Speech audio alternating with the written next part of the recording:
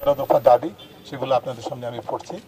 প্রথম কথা হচ্ছে যে বহুমাত্রিক এবং বহু পর্যায়ের যে নজিরবিহীন ও নির্মম মানবাধিকার লঙ্ঘনের দৃষ্টান্তমূলক জবাবদিহি নিশ্চিত করতে হবে।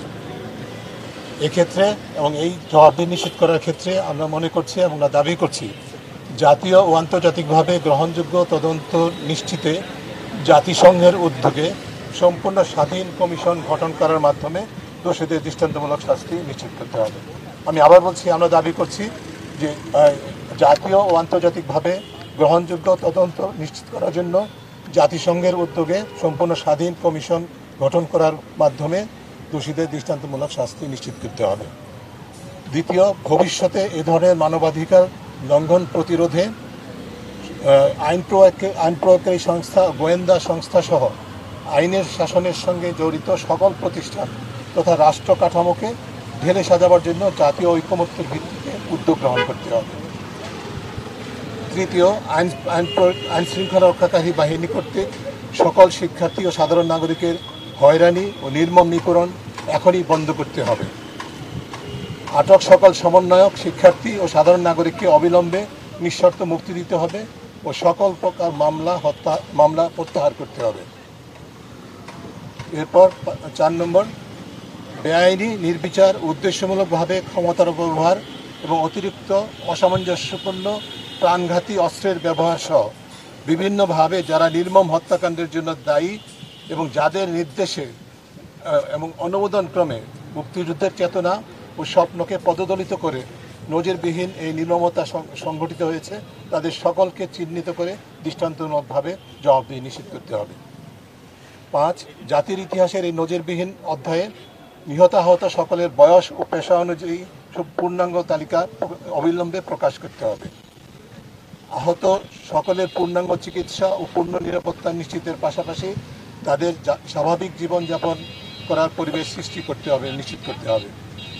7 নম্বর, হতাহত সকলের পরিবারের জন্য সম্মানজনক ক্ষতিপূরণ ও পুনর্বাসন নিশ্চিত করার পাশাপাশি পুনর্বাসন প্রক্রিয়া সম্পর্কে তথ্য প্রকাশ করতে হবে। 8, অবাধ তথ্য প্রবাহের অনুকূল পরিবেশ সৃষ্টি করতে হবে। প্রিন্ট, ইলেকট্রনিক ও ডিজিটাল মাধ্যম সহ সকল গণমাধ্যমের প্রতি প্রত্যক্ষ ও পরোক্ষ সকল ধরনের হুমকি, নিষেধাজ্ঞা ও নিয়ন্ত্রণ প্রত্যাহার করতে হবে এবং বন্ধ করতে হবে। ইন্টারনেট ও সামাজিক যোগাযোগ মাধ্যমের ব্যবহারের উপর সকল প্রকার নিয়ন্ত্রণ বন্ধ করতে হবে। 9, সহিংসতা দমন বা অন্য কোনো অজুহাতে ভিন্নমত দমনের হঠকারী প্রক্রিয়া থেকে এখনই সরে আসতে হবে। ভিন্নমত, বাক স্বাধীনতা, গণমাধ্যমের স্বাধীনতা, পরিপন্থী, নজরদারি ভীতিকর পরিবেশ তথা সকল জনগণের জন্য নিরাপত্তাহীনতার বোধ সৃষ্টির সংস্কৃতি পরিহার করতে হবে। 10, এই মুহূর্ত থেকে সকল অসত্য বয়ান, মিথ্যাচার বন্ধ করে সকল দেশবাসীর মানবাধিকার, ন্যায় বিচার ও সুশাসন নিশ্চিত করতে হবে। 11, দুর্নীতির বিরুদ্ধে শূন্য সহনশীলতার ফাঁকা বলির সংস্কৃতি পরিহার করে সকল প্রকার, বিশেষ করে উচ্চ পর্যায়ের দুর্নীতির বিচারহীনতা বন্ধে কার্যকর উদ্যোগ গ্রহণ করতে হবে। এই 11টি ছিল আমাদের দাবি। আপনাদের সবাইকে ধন্যবাদ।